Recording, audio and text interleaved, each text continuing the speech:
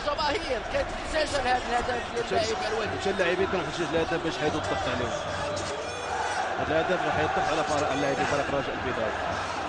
كما قلت هذا الهدف غادي يريح اللاعبين وايضا حتى الجمهور. هنايا الحاج تابع الكره بالراس والمتابعه من طرف عبد الكبير الوادي في الزاويه.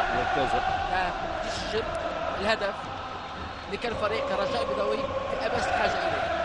كنت تعرف بقوه اللقاء ديال الاياب اللي كتجرى في تونس. الهدف على فريق رجاء اضافه اهداف. هدف ثاني لاوساغونا، لكن كل العمل ديال ياسين صالحي. كما قلت لك تكون صالحي في اليوم ديالو، تكون فريق رجاء في اليوم ديالو.